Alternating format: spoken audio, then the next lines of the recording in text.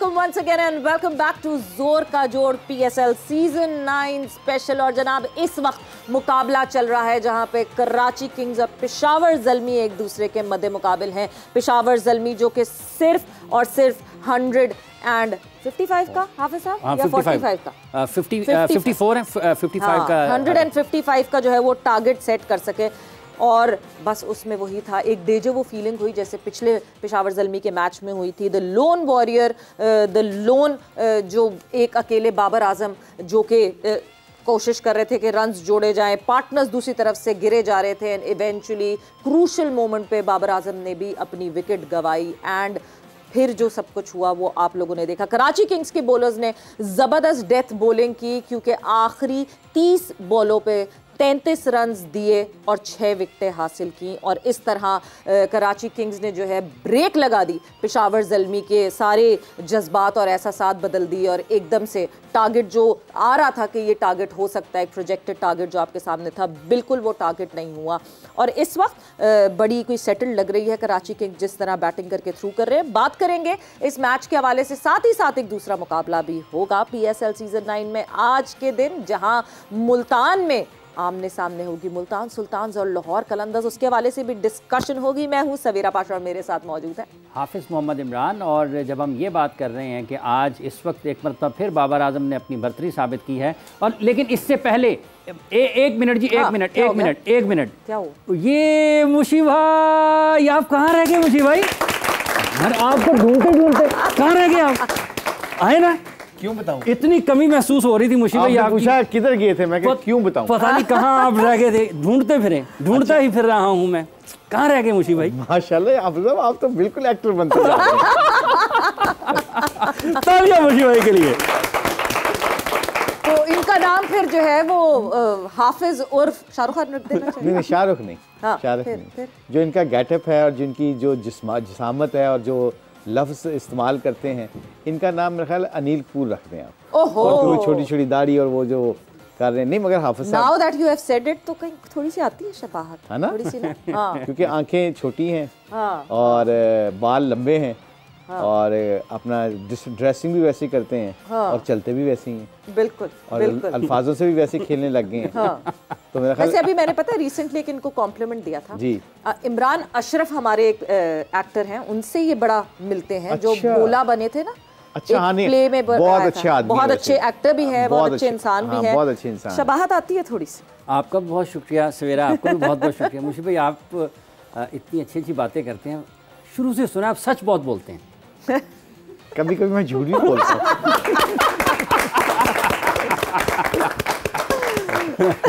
सो मुशी भाई खुश आमदीद। मैच इस वक्त जारी है। Peshawar Zalmi not a very ideal performance, not a good performance. Again वही हुआ, बाबर आजम अकेले खड़े रहे, सामने से विकेटें गिरती रहीं। इवेंचुअली बाबर आजम ने भी अपनी विकेट उस क्रूशल मोमेंट में, मेरे ख्याल से 18वें ओवर में, he lost his wicket as well, और एक अच्छा टोटल नहीं सेट कर सके। 155 का टोटल जो है वो दिया पेशावर ज़ल्मी ने कराची किंग्स को। राइट नाउ 47 बॉल्स पे 64 रन्स रिक्वायर्ड हैं कराची को एंड जस्ट 3 विकेट्स लॉस। बिस्मिल्लाहिर्रहमानिर्रहीम। आई थिंक ये दोनों टीमों में थोड़ा सा ना लैक ऑफ कॉन्फिडेंस का फुकदान है, और वो इसलिए है कि आप देखें कैडमोर जो है ना पूरी दुनिया में नंबर ओपन करते हैं बैटिंग। अब यहाँ पे बार बार हम ये बात करते हैं कि सेक्रीफाइस करते हैं कई लोग, मगर सेक्रीफाइस बड़े प्लेयर को ऐसा नहीं करना चाहिए कि वो आपकी जो टीम का कम्बिनेशन है ना, एक दो बंदों को एडजस्ट करने के लिए आप ना मेन प्लेयर को कभी सेक्रीफाइस नहीं करवाना चाहिए। अब ये बहुत इंपॉर्टेंट बात है कि बाबर आजम के साथ अगर ये ओपन करें, बाबर 3 पे चले जाएं, हाँ, जो कि पाकिस्तान से खेलने लगे, तो आई थिंक हारिस या साइम, ये जो लोग हैं इसके साथ कैडमोर चले जाए, तो कैडमोर एक ऐसा प्लेयर है जब वो सेटल होता है ना, वो भी फिर लंबा जाता है, फिर बाबर भी लंबा जाता है। ये अगर दोनों 15, 12, 13 ओवर खेलेंगे ना, तब जाके इनका मिडिल ऑर्डर जाके इनको हेल्प करेगा, वरना बड़ा मुश्किल हो जाएगा। क्योंकि ये 2 मैच जिस तरह से जा रहे हैं, अगर आज ना जीते तो इनके अंदर बहुत सारे इफ एंड बट्स पैदा हो सकते हैं। तो यानी Saim Ayub, Cadmore and then Babar को आना चाहिए, ये ऑर्डर। I think so. और ये बहुत इंपॉर्टेंट है, बहुत इंपॉर्टेंट है इनकी क्रिकेट के लिए, इनकी टीम के लिए, इनका टूर्नामेंट में एग्जिस्ट करने के लिए। अगर ऐसा ना होगा तो फिर पता है कि आप देखें, आप हारिस से या साइम से अभी एक्सपेक्टेशन ना रखें जी, उनको कहीं खुला खेलें आप, खुला ही खेलेंगे ना वो, उन्होंने तो ऐसे ही करना है कि 2 मैच 3 मैच खेलेंगे, 1 में आउट हो जाएंगे, 2 में आउट हो जाएंगे, 1 में 30-35 करेंगे। जो कैडमोर और जो बाबर आजम है ना, इनकी क्वालिटी ये है कि फिर लंबा जाते हैं। हाँ। आपने देखा कैडमोर जिस सीरीज में भी खेला ऊपर वाले नंबरों में जाके स्कोर किया उसने, बिल्कुल। सो इंग्लैंड में भी ओपन करता है। तो आई थिंक उसको 4 नंबर पे आके अभी समझ नहीं आती कि 2-3-4 डॉट बॉल हो जाते हैं, तो वो एक वाइट बॉल क्रिकेट इंग्लैंड की जो फॉर्मेट इंग्लैंड जिस तरह खेल रहा है, तो इसको एकदम वो फील करता है कि मैं प्रेशर में आ गया हूँ। तो वो प्रेशर में आने की वजह से क्या करता है, फिर वो अपना वो निकल जाता है। वो फील्डिंग खुली होती है और खुली हुई फील्डिंग में कई दफा मेरा ख्याल है उसकी स्ट्रेंथ नहीं है अर्ली ऑन जाते ही मारना। बिल्कुल, और वो शायद उसमें फंस जाते हैं। मगर हाफिज, बेहतर होगा कि हम बैटिंग कार्ड पे नजर डाल लें। जो पेशावर ज़ल्मी ने जिस तरह बैटिंग की और जिस तरह एक कोलैप्स ट्रिगर हुआ पेशावर ज़ल्मी का आखिरी 30 बॉलों पे, मुशी भाई 33 रन जोड़े सिर्फ पेशावर ज़ल्मी ने और 6 विकेटों के नुकसान। आई थिंक क्रेडिट तो जाना चाहिए जो कराची की बॉलिंग को, पहली बात तो है, और दूसरा display for very poor batting. To be very honest with you, जब आपकी 2-3 विकेटें गिरती है ना, तो फिर आप डॉट बॉल 5-6 खेलें, ओके, फिर आपको थोड़ी देर के लिए ना ड्रेसिंग रूम को काम डाउन करने के लिए ना विकेटें बचाना होता है, काम डाउन रहना पड़ता है। और वो काम डाउन तब रहता है बंदा जब आपको पता है सिचुएशन गेम की किस तरफ चल रही है। आप विकेटें गिराते रहेंगे तो जो अंदर जो ड्रेसिंग रूम में बैठे होते हैं उनके ऊपर प्रेशर डबल और ट्रिपल होना शुरू हो जाता है। तो इसलिए बाबर को कई दफा हम क्रेडिट देना चाहिए कि बाबर इसलिए अच्छा खेलता है कि वो गेम अवेयरनेस उनको बड़ी है। रिजवान को गेम अवेयरनेस बड़ी है। बार बार हम पिछले 2-2.5 साल से ये बात कर रहे हैं, बाबर की जगह उसको आना चाहिए, रिजवान की जगह उसको साइम को आना चाहिए। But what Shahid said early on, और हमारे प्रोग्राम में ये काफ़ी दफ़ा डिस्कस हुआ है कि जब तक आप रन्स करके अंडर प्रेशर नहीं करेंगे इनको, तब तक उनको भी बात नहीं समझ आएगी, उस वक्त तक नहीं होगा। और एक बड़ी दिलचस्प चीज़ सवेरा और हुई कि सुबह हम बात कर रहे थे दोपहर में जब मोहम्मद अली से, अभी जो मैच चल रहा है इसमें मीर हमज़ा ने बॉलिंग की है बहुत शानदार। और ये दोनों जो है ये 4 डे क्रिकेट के और फर्स्ट क्लास के वो खिलाड़ी हैं जो हमेशा से वहाँ पर खेलते हैं और T20 क्रिकेट में भी परफॉर्म कर रहे हैं। पिछले मैच में रिजवान को लेग बिफोर किया था, बहुत शानदार गेंद किया था मीर हमज़ा ने। इस पर क्या कहते हैं आप मुशी भाई? देखिए ब्रेथविक जो है ना, ये 4 डे क्रिकेट नहीं खेला हुआ था। इसने आगे 4 छक्के मारे थे बेन स्टोक को 16 में, और वो कह रहे वो क्या, remember the name of Brathwaite 2016 में विश्व में कहा था। उस 4 छक्कों के बाद आज तक आप उसको कभी देखा हाईलाइट होते हुए कहीं पे? पता है, मैं जब वेस्ट इंडीज की कोचिंग कर रहा था, वो पिच थी अनइवन और 8 ओवरों में उसने दिए थे 13 रन। अब गेम अवेयरनेस, क्योंकि फर्स्ट क्लास क्रिकेट खेला नहीं होता, गेम अवेयरनेस सुनिएगा उसकी। आखिरी 2 ओवर उसको पता था मैं कर रहा हूँ, और आखिरी 2 ओवरों में मैंने पता क्या करना है, यॉर्कर मारने हैं। हालांकि मैच उस 2 ओवरों में उसको 40 रन पड़े। तो मैं बाहर आया तो मैंने कहा ये तुमने क्या किया? कहता है जी वो लास्ट 2 ओवर थे तो I thought I have to bowl yorkers. मैं कहा can't you understand the first 4 of 6 overs you were not going for any runs because the pitch was doing up, helping you. आप लंबे हो, आप मारते थे, कोई नीचे रह रहा था, कोई ऊपर रह रहा था। Do you really want to ball Yorker when the pitch is helping you? कहता वो I don't understand that actually. ये मुझे समझ नहीं आई। I thought in the end you have to ball Yorkers. But scenario क्या है, क्योंकि फर्स्ट क्लास क्रिकेट ये सिखाती है पिच पे कुछ हो रहा है। हमजा को पता चल गया, मोहम्मद अली को पता चल गया, यहाँ यॉर्कर की गेम नहीं, स्लो पिच है, कटर मारो, लेंथ पे रखो, कटर मारो, लेंथ पे रखो। जब बहुत ज्यादा कोई बिल्कुल फैंटी पड़ना शुरू हो जाए, you have nowhere to go, then yorkers comes. Why you have to bowl yorker से? इसलिए मोहम्मद अली और आपका हमजा, मीर हमजा जो है परफॉर्मेंस कर रहे हैं। और जितने भी फर्स्ट क्लास क्रिकेट खेले हुए लड़के, बैट्समैन भी हो, साहबजादा फरहान क्यों 250 करके बैठा हुआ लाहौर की तरफ से? Because he know how to score runs now.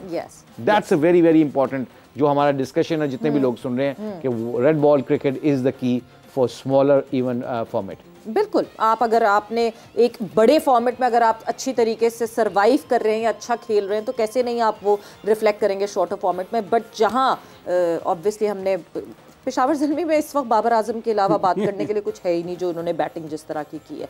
But Babar Azam के लिए बात करना एक और इम्पॉर्टेंट इसलिए, एक तो PSL 9 की अगर मैं बात करूं तो वो हाईएस्ट रन गेटर हो गए अब तक के, PSL 9 में टॉप पे है वो अगर बैटिंग की बात करें। बट साथ ही साथ एक और चीज़ है जिस पे बाबर आजम ने किया है top, and that is 10,000 runs के मार्क पे पहुंचना T20s में।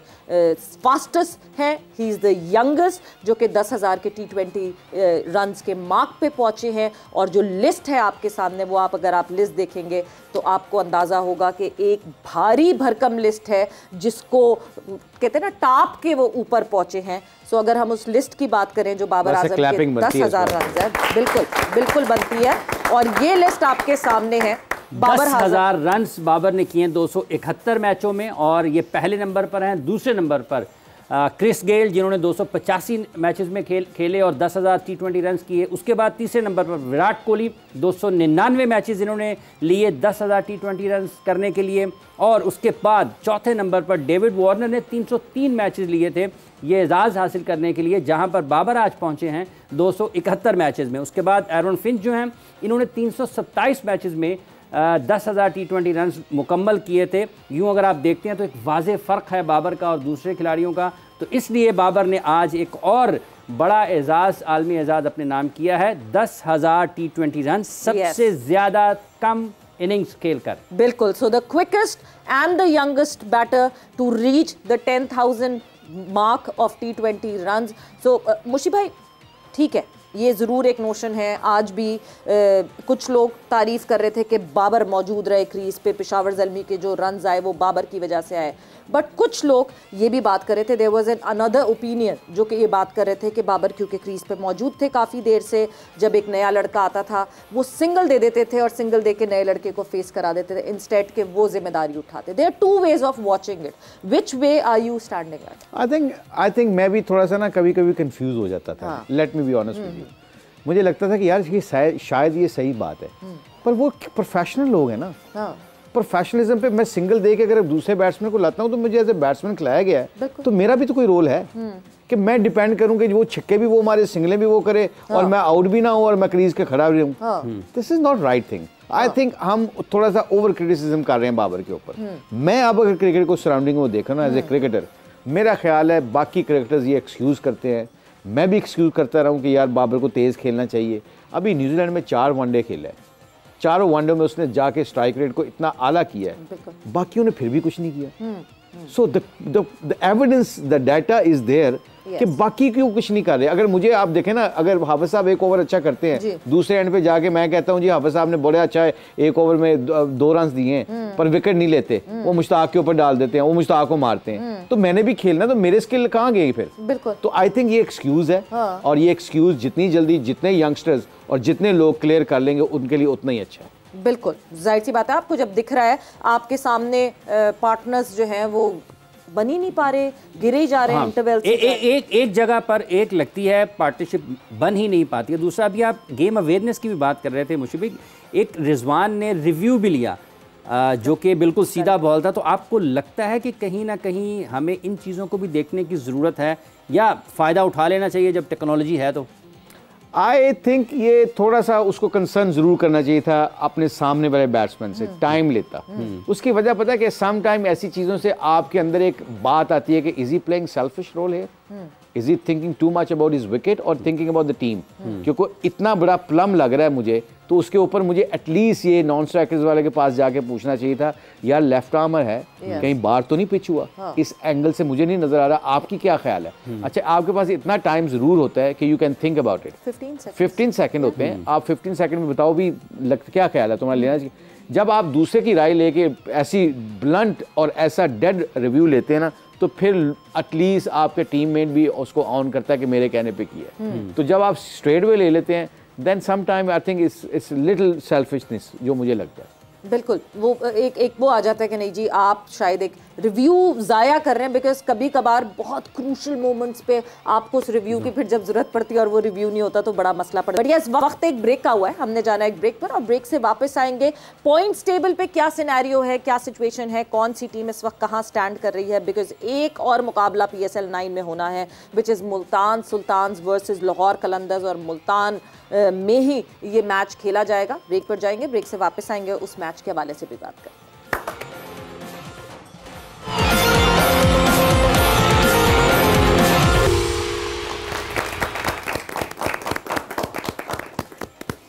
And welcome back to Zor Ka Jor PSL Season 9 Special. And गुस्सा मुझे हाफिज आप पे, मेरी प्रेडिक्शंस ना तब से गलत हो रही हैं जब से आपने नजर लगा दी. And yes, Karachi Kings has won this match and won it in style.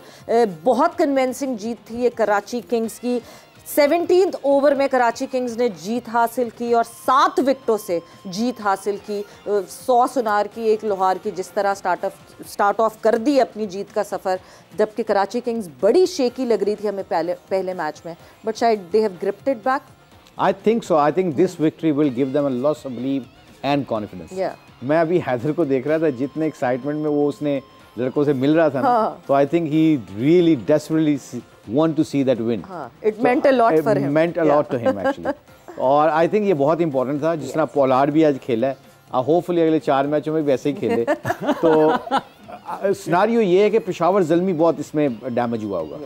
Conference wise यहाँ पे फिर रोल बनता है डैरन समी, जो वैसे ही बहुत मशहूर हैं इस मामले में, कि बिकॉज उनकी सबसे बड़ी स्ट्रेंथ ये है कि उनका एटीट्यूड, उनकी बॉडी लैंग्वेज. सो इसके साथ साथ थोड़ा सा ना इनको थोड़ा सा अपना कॉम्बिनेशन बेहतर बनाने की ज़रूरत है. आज उन्होंने वकार को खिलाया, उन्होंने आज शोएब मलिक को आउट भी किया. मुश्किल बॉलर लग रहे थे और 2 पोलार्ड ने आके उनको डिस्ट्रॉय किया. बट ओवरऑल देखा जाए इस मैच में Karachi Kings will take lots of positive and Peshawar Zalmi will think about it. And think tank उनका बैठ के सोचेगा कि कैडमोर को ओपन करवाएं या फिर हारिस को करवाएं, क्या करें. ये जो क्या करना होता है ना, ये फिर डाउट बहुत सारा क्रिएट करता है. और वहाँ पे जाके सबसे बेहतरीन फैसला होता है कि when you think, sleep over, next day बंदा फ्रेश उठे, cup of coffee and chat with everyone, with the captain and see what happened. बिल्कुल. मुशफ़ भाई, ये जो आपने कहा कि टेक्टिकल चीज़ों की ज़रूरत है, आपको लगता है कि आज तब्दीली हुई कराची किंग्स में इस हवाले से भी, क्योंकि बैटिंग ऑर्डर आज तब्दील किया उन्होंने, आज ऊपर आए हैं निस्बतन कैरन पॉलार्ड बैटिंग के लिए. बहुत अच्छा फैसला है. आई थिंक देखिए, मेरा बहुत बड़ा बिलीव है कि आपका जो जितना बड़ा तगड़ा प्लेयर होता है ना, अगर आपने उसको रखा है तो वो जितने ज़्यादा बॉल खेलेगा उतना ही अच्छा है. कई दफ़ा पोलार्ड बहुत ज़्यादा स्मार्ट बैटिंग करने की कोशिश करता है, जो उसकी स्ट्रेंथ नहीं है. अच्छा, इससे क्या होता है कि मुझे ये पता है कि मैं काफ़ी दफ़ा इसके साथ ड्रेसिंग रूम शेयर किया है, मुल्तान सुल्तान में भी. ये बहुत ज़्यादा कई दफ़ा ना सेंसिबल एंड तक जाने की कोशिश करता है, क्योंकि इसको बिलीव है कि मैं एंड में 12-15 रन भी होगा, मैं चेज़ कर लूँगा. But those kind of people don't understand one thing, कि इसका प्रेशर जो नॉन स्ट्राइकर्स और बैट्समैन होता है ना, उसके ऊपर बहुत डेवलप हो रहा होता है. फिर विकेटें गिरना शुरू हो जाती हैं और ये समझता है कि I have to go even more deeper. ठीक है, वहाँ पे कई दफ़ा 1 विकेट गिरने के ऊपर ना 2 ओवर के लिए चांस ले, या खुद आउट हो जाए, या 2 ओवरों में 15, 20, 25 रन करके ना उस बंदे को भी रिलैक्स कर दे. You can take a bit dot balls now, you can play bit dot balls. I think ये बहुत एलिमेंट होता है, ये कोच का काम होता है कि इसके साथ कम्युनिकेशन करके इसका रोल क्लियर करे. कई दफ़ा पता है क्या होता है, बड़ा प्लेयर जो ड्रेसिंग रूम में बैठा होता है ना, तो कोच कई दफ़ा अंडरमाइंड हो जाता है. याद रखिएगा, उस कोच का काम बनता है फिर you know like he has to be honest and he has to let him know कि यार ये रोल है तुम्हारा, जिस तरह आज खेले हो, I want you to play whole the tournament like that. I know, I can understand कि आप फेलियर आ सकता है, आपके 2 मैच गंदे जाएंगे, मगर if I have to win a tournament, I need your attitude like that. बिल्कुल, और बहुत ज़रूरी है पोलार्ड की परफॉर्मेंस, क्योंकि पोलार्ड जब खेलते हैं तो ऐसा खेलते हैं कि खींच के पूरा मैच दूसरी तरफ ले जाते हैं. पॉइंट्स टेबल पे नज़र डाल लेते हैं कि इस वक्त पॉइंट्स टेबल पे क्या सिचुएशन है, कौन सी टीम किस नंबर पे बैठी हुई है और कितने नेट रन रेट का जो है वो फ़ायदा हो गया है कराची को इस विन के बाद. बिकॉज जिस तरह कराची का स्टार्ट ऑफ हुआ था, it was not that impressive, but over the period of time अभी अगर हम देखें तो येस, जो मुकाबला है उस जो जिस तरह खेला है आज कराची ने, that would give a lot of positivity. दो पॉजिटिव नहीं हुआ नेट मुल्तान सुल्तान के 4 पॉइंट्स हैं 2 मैचेस खेलने के बाद, दोनों जीते हुए हैं. क्वेटा के भी 4 हैं, इन्होंने भी 2 मैचेस खेले हैं, तो ये दूसरे नंबर पर हैं. नेट रन रेट के हिसाब से ये दूसरे नंबर पर हैं. इस्लामाबाद यूनाइटेड ये 2 मैचेस खेले हैं, 1 जीते हैं 1 हारे हैं, 2 पॉइंट्स इनके भी हैं. कराची किंग्स ने भी आज अपना खाता खोला है, ये भी 2 मैचेस के बाद 2 पॉइंट हासिल करने में कामयाब हुए हैं. लाहौर कलंदर्स और उनके साथ साथ पेशावर ज़ल्मी जो कि अभी ये मैच हारी है, ये दोनों टीमें अभी तक अपना खाता नहीं खोल पाई हैं. दोनों अभी तक कोई भी मैच जीत नहीं पाई हैं. आज दूसरा मैच जो है वो लाहौर कलंदर्स का है, देखते ही हैं कि वो उसमें अपना अकाउंट ओपन करते हैं या नहीं करते हैं. बिल्कुल जी, राउंड 2 जो है वो ख़त्म हो गया PSL 9 का. राउंड 3 का अब से शुरुआत होगी. ये जो दूसरा मैच होगा, that would be the start of round 3. एक तरफ है मुल्तान, दूसरी तरफ है लाहौर. क्या करना पड़ेगा शाहीन शाह अफरीदी को कि लाहौर कलंदर्स का मोजो वापस आ जाए? आई थिंक जो कल की पिच थी ना, अगर पिच ने थोड़ा सा भी बिहेव वैसे किया ना, तो लाहौर कलंदर उनको पकड़ लेगा. ओके, क्योंकि मैंने जो आज लाहौर कलंदर को चूज किया ना, इसलिए एक तो पता तो अल्लाह को है, ये हम वैसे ही गैस कर, जो पिच है ना, ये पिच बहुत लाहौर कलंदर के बॉलरों को सूट करती है, क्योंकि पेस है उनके पास, उनकी लेंथ बॉलिंग, जो हारिस रऊफ की लेंथ बॉलिंग है ना, वो बहुत इफेक्टिव होगी इधर। और दूसरा मैंने देखा है कि सिवाय 1-2 प्लेयरों के, जो मुल्तान की मैं बैटिंग देख रहा हूँ ना, they are little bit vulnerable against a proper pace batting battery. So I think Lahore Qalandar को ये एडवांटेज आएगा। उसमें थोड़ा सा एक काम करना पड़ेगा, फ़खर जमान का बल्ला चलना लाहौर कलंदर के लिए बहुत इंपॉर्टेंट है। जिस टूर्नामेंट में भी वो, जिस मैचों में भी वो जीतते हैं, उसमें फ़खर जमान बहुत रोल अदा करता है बैटिंग में। I think Fakhar Zaman has to pull his socks और उसको परफॉर्मेंस करनी चाहिए। अगर फ़खर परफॉर्मेंस करेगा तो बाकी लड़के भी क्लिक कर जाते हैं। ये मैंने लाहौर कलंदर की फॉर्मेट में देखा है और उनकी देखा है कि जब वो ये कर रहा होता है तो पीछे से नीचे से आगे मिडिल ऑर्डर में सारे अच्छा करने लग जाते हैं। बिल्कुल, वो ओपनर के ट्रिकल डाउन इफेक्ट पड़ता है, मोमेंटम सेट करने का काम ओपनर का मेजरली होता है। बट ये जो हमारे साथी हैं, ये लोग बड़े खामोश बैठे हैं। तो अब है आप लोगों की बारी। मुल्तान सुल्तान्स वर्सेस लाहौर कलंदर्स का होना है मुकाबला। और माइक इनको दीजिएगा, ये सामने जो बैठी हुई है, इनको माइक दीजिए। कौन सी है आपकी टीम आज की? कलंदर्स। लाहौर कलंदर्स? Yes. क्यों? क्योंकि लाहौर तो हमारा शहर है ना, फिर तो इस वजह से कलंदर्स को सपोर्ट करना। लाहौर हमारा शहर है। आप बता दीजिए। लाहौर को सपोर्ट करेंगे क्योंकि जब लाहौर हारता था तब भी हम उसके साथ थे, और हम जब तक हारता रहेगा या जीतता रहेगा हम उसके साथ ही हैं। क्या बात है जी, लॉयल फैंस फिर ऐसे ही होते हैं, चाहे हारो या जीतो। ये फैन मुझे बामी आमी लग रही है। yes. एक टाइम पे इंग्लैंड इतना हारता था, वो हर जगह पहुंचते थे और आवाजें लगाते बामी आमी। तो कई दफा लड़के भी उनसे शर्माने लगे थे, यार आप तो बस कर दो सपोर्ट करना। मगर लाहौर के अंदर की सबसे बड़ी बात ये है कि उनके फैन उनको नहीं छोड़ते। हाँ बिल्कुल, बिल्कुल ये बहुत अच्छी बात है। मगर आपने अगर इंग्लैंड का थोड़ा सा जिक्र छेड़ ही दिया है, बिकॉज एक टेस्ट मैच हमारे पड़ोस में भी चल रहा है जहाँ पे इंग्लैंड और इंडिया का मुकाबला हो रहा है। एंड जिस तरह तीसरा टेस्ट मैच इंडिया ने जीता है विद 434 के मार्जिन से जीता है। This is the highest run के उससे अदबार से जो है ये हाईएस्ट उनकी विन है इंडिया की।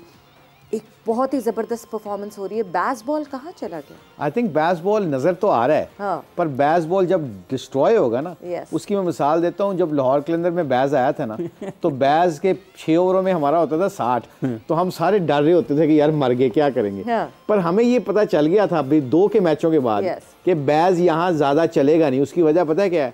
जैसे पिच पे थोड़ा स्पिन होता था, 6 ओवर खत्म होते थे, वो बैस बॉल ही चल रहा होता था और पता चलता था कि जी 6 ओवर में 70 है और 113 पे सारी टीम आउट होगी। हाँ। एक दफा नहीं, सारी दफा हुआ था। तो आई थिंक ये बैस क्रिकेट के साथ साथ आपको बैलेंस बनाना पड़ता है। Cricket is all about the balance. You have to see the condition, situation, and then you have to play that positive cricket which is he is doing it.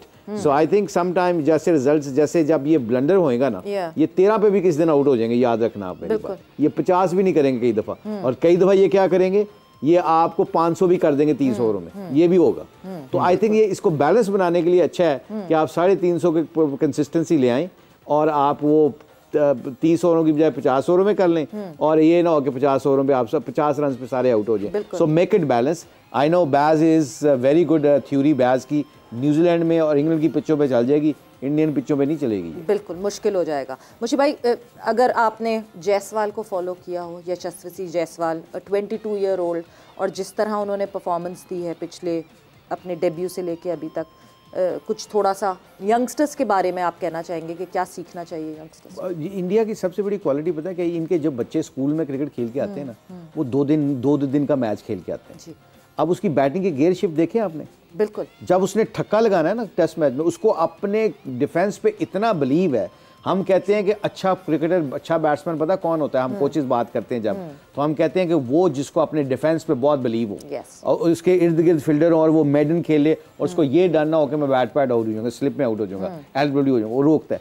जिस वक्त उसको पता चलता है कि अब इंडिया को जरूर रन है, निकल के एक्स्ट्रा कवर वो पर चौके छिक्के मारे हैं ऑफ स्पिनर को। बिल्कुल। मतलब उसके जो अगेंस्ट द स्पिन मार रहा था, विद द स्पिन मार रहा था, इधर भी मार रहा था उधर भी मार रहा था, and he knows how to score runs, and उसका टेम्परामेंट बड़ा तगड़ा है। इंडिया को जो सबसे ज़्यादा जो उनकी बेसिक्स तगड़ी होती है ना, वो स्कूल लेवल में एक काम करते हैं। श्रीलंका में और इंडिया में एक काम होता है, every child has to do everything. Fast bowler को कीपिंग भी करनी पड़ती है स्कूल लेवल पे, स्लिप में फील्डिंग भी करनी पड़ती है, बॉलिंग भी करनी पड़ती है। ये संगाकारा, ये जयवर्धना, ये सारे सबको कीपिंग करते करते यू नेवर नो, कई दफ़ा एक बैट्समैन के अंदर इतनी पोटेंशियल होती है कि वो कीपर इतना क्लास का बन सकता है। तो आई थिंक ये जो हमारी डोमेस्टिक क्रिकेट है ना, जो स्कूल लेवल की है, इसमें हम कंपलसरी कर दें कि जो वीकेंड है सैटरडे संडे, उसमें स्कूल क्रिकेट हो, तो उसमें ऐसे करें कि हमारे बच्चों को 2 दिन का मैच खेलें, ताकि उनको आदत पड़े अपनी बेसिक्स को ठीक करने की, स्कोर करने का तरीका, विकेट लेने का तरीका आ जाएगा। जब वो अंडर 19 खेलेंगे, no they may be don't need a coach then. बिल्कुल बिल्कुल, आप जब तक एजुकेशन को स्पोर्ट्स के साथ कंबाइन नहीं करेंगे तब तक जो है शायद बेहतरी उस तरह नहीं आएगी। बट आप लोगों से थोड़ा सा और कंटिन्यू मैं करूँगी, कौन है आपकी टीम? लाहौर कलंदर्स हैं, और लाहौर कलंदर्स के हिसाब से मैं क्वेश्चन करना चाहूँगा। हारिस रऊफ मेन बॉलर हैं, उनका कैरियर का जब स्टार्ट था, न्यू आए थे ना, तो वो फुल लेंथ डिलीवरीज करते थे, यार्कर्स उनकी स्ट्रेंथ थी, और जिस वजह से वो काफ़ी कामयाब हुए। और अब वो ट्राई करें ज़्यादा शॉर्टर लेंथ डिलीवरीज, लेकिन अब देखा जाए तो कंटिन्यूसली 11-12 की इकॉनमी कंसीड करें हारिस रऊफ। तो आप क्या समझते हैं हारिस रऊफ को किस वजह से ये इतनी ज़्यादा इकॉनमी हो रही है? तो किस तरह आप दोबारा उन्हें यार्कर्स पे रिलाई करना चाहिए शॉर्टर ऑफ लेंथ डिलीवरीज की बजाय? 2 चीज़ें होती हैं जब आपका मुश्किल टाइम चल रहा होता है ना, as a cricketer, as a bowler specially. 2 चीज़ें होती हैं, एक अपने एटीट्यूड को दोबारा वापस लेके आना पड़ता है, ठीक है। कई दफ़ा ऐसा टाइम आता है, विराट कोहली पे भी आया कि कोई 1.5 साल तक उसने स्कोर नहीं किया। एक ये होता है कि अपने एटीट्यूड को चेंज ना करें और अपनी लाइन लेंथ को पिचों के मुताबिक उसको यूज़ करें। नंबर 2, आपको some time you need a break from cricket. आपको क्रिकेट से ब्रेक करके ना ऑफ करना चाहिए। आप जब ऑफ करेंगे और एक महीना क्रिकेट देखेंगे ना, तो आपके अंदर वो हंगर और डिज़ायर दोबारा पैदा होती है, ओहो यार इधर मैं होता तो मैं यहाँ पे फुल लेंथ बॉल करता।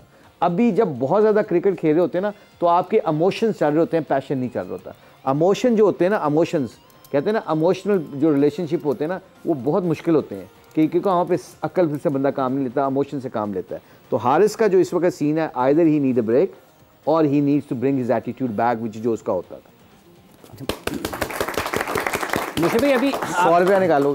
हम कोच हैं, हम फ्री थोड़ी काम करते हैं। अभी आपने फ़खर की बात की कि उनको रन्स करना चाहिए थे। ये जो पहला मैच था जिसमें अकील हुसैन के ख़िलाफ़ वो बैटिंग करने के लिए अकील को नया बॉल करवाया गया, उतरना शुरू कर दिया, हटना शुरू कर दिया अपने स्टंप से। आपको लगता है वो जो एक बॉल पढ़ के बाहर को निकला, उसने हिलाया फ़खर को कि मैंने इसको कुछ थोड़ा सा आउट ऑफ द बॉक्स जाना है? आप फ़खर का डेटा उठा के देखें, नॉर्मली तो खब्बे बैट्समैन डिस्ट्रॉय कर देते हैं पावर प्ले में खब्बे स्पिनर को, याद रखिएगा। हर खब्बा, ये वाहिद फ़खर ज़मान का स्टैट्स हैं। हमारे खिलाफ जब भी आता था, हम लेफ्ट आर्म स्पिनर को लगा देते थे। सम हाउ दी अदर नए बॉल के ऊपर फ़खर को नहीं समझ आती, वो पता नहीं उसके स्वीप नहीं लगती, अंदर उसे स्वीप नहीं लगती और वो निकल के मारता है सीधी। अच्छा, नया बॉल जो होता है ना, वो मेरा ख्याल एंगल करता है क्रिएट। मुझे एक चीज़ समझ आई है कि उसको जो अगर length ball, full length ball middle and leg से की जाए आगे से, तो उसके लिए सामने मिड ऑन और मिड विकेट पे मारना मुश्किल होता है, इसीलिए वो मिड ऑन पे कैच हो गया। और आपने देखा हो आसिफ ने उसको बड़ी दफ़ा आउट किया, जो हमारा मुल्तान सुल्तान का आसिफ अफरीदी, वो भी उसको बड़ी दफ़ा आउट कर चुका, बड़ी दफ़ा खब्बे स्पिनर ने, लेफ्ट आर्म स्पिनर ने उसको आउट किया है। तो I think he has to work out. और वो वर्कआउट कैसे कर सकते हैं? कई दफ़ा you don't have to attack them, those left arm spinner, get the single and go there and दूसरे बैट्समैनों को, दूसरे बॉलर को पकड़ें। ये स्मार्ट क्रिकेट खेल सकता है। मतलब आप ये फ़खर के लिए कह रहे हैं कि फ़खर सोचेगा? मसला तो ये है, फ़खर सोचता नहीं है। जब सोचना हो, बिकॉज काम तो हम जब पिछली दफ़ा जोर का जोड़ के सेट पे मौजूद थे, तो मोहम्मद यूसुफ ने ये बात कही थी कि उन्होंने बहुत ज़्यादा काम किया है फ़खर के ऊपर, फ़खर की जो वीकनेस है उसके ऊपर काम किया है, मगर इवेंचुअली जब फ़खर के ऊपर प्रेशर पड़ता है, he comes back to that weakness and he gets out in the same style and same way.